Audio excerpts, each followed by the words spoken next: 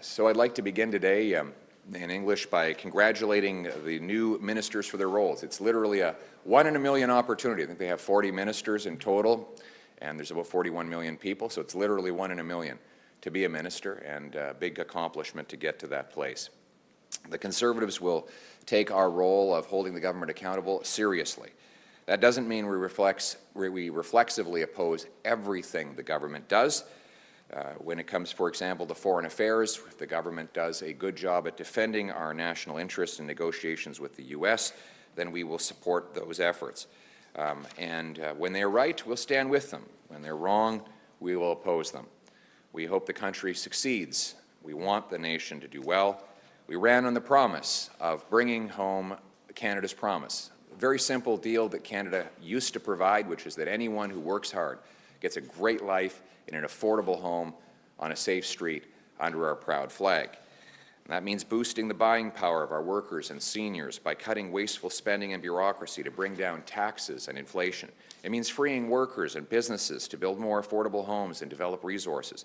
It means unleashing investment by cutting and simplifying taxes.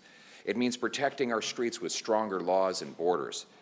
Canadians cannot afford more high-spending, high-taxing, over-regulating, out-of-touch Liberal policies that have priced young people out of homes, inflicted crime waves on our communities, driven 2 million people to the food bank, and made life unbearable for too many hardworking and decent people.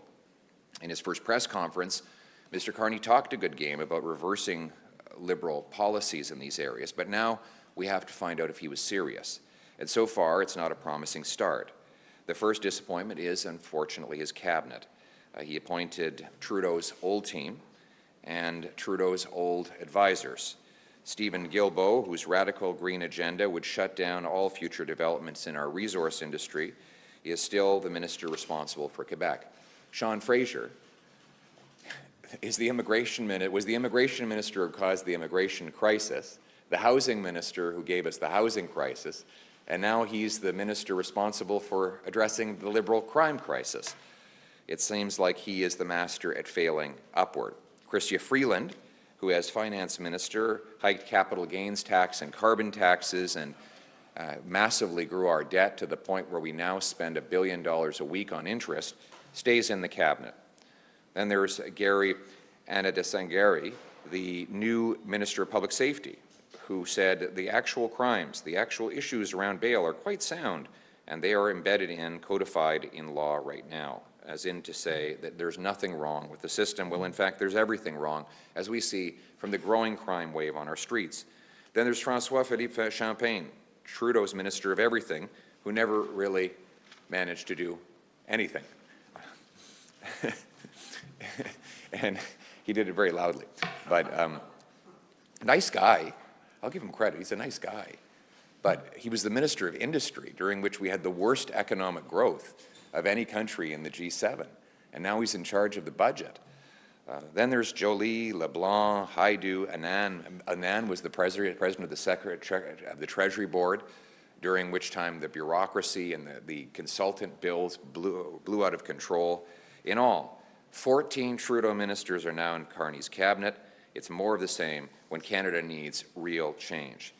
Even the new additions are problematic. Gregor Robertson was the mayor of Vancouver, who pushed for total legalization of hard drugs, distribution of tax-funded opioids. During his time there, there was a 600% increase in overdoses. Now he's the housing minister. Well, what's his record on housing? Well, he increased housing taxes in Vancouver by 141%.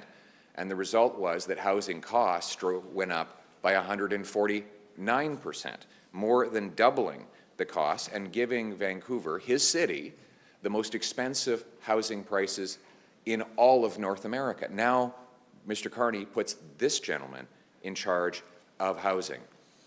If this is the new blood that Mr. Carney is bringing into the cabinet, then sadly for Canadians, nothing is going to change, and the role of the Conservative Party will be more important than ever. Conservatives will continue to push real solutions. We'll put forward constructive ideas to reverse the housing crisis, make food affordable, and grow our paychecks. And these sorts of things cannot be solved with more bureaucracy and Liberal laws. We need common sense results. And that's why Conservatives will continue to push for less spending, less taxes, less inflation, to lock up criminals, remove bureaucracy, speed up home building and resource production. We need to put forward real solutions on crime, for example, to toughen up penalties for repeat violent offenders and end the revolving door of broken bail. We will also demand the government actually impose a real cap on immigration so that we can stop the uncontrolled population growth that has put too much pressure on our housing, job, and healthcare systems. Finally, and most importantly, the only way we get out of this deep economic trouble the Liberals have got us into is by unleashing economic growth. And that means repealing anti-development laws, C-69, the energy cap, the industrial carbon tax, the offshore shipping ban. All of these things need to be reversed so that we can unleash the incredible power of our resources. We need a pro-growth, free enterprise agenda to take us from the worst in the G7 to the best in the G7. We should be the richest country in the world with our resources and our brilliant people, and Conservatives will continue to propose real solutions to make that happen. It's our constitutional duty to hold the government to account, and we will do that.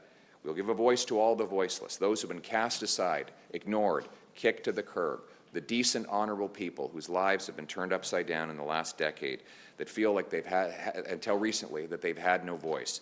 They've asked me to continue to fight for them, and Conservatives are going to be their voice on the floor of the House of Commons. We're proud that we brought together the biggest coalition of Conservatives in history that will all work. We want to make sure that every single person who vested their hopes in us sees us fighting for them every day, even though the final result did not go how we wanted. We want to see dramatic changes, not soft reassurances. We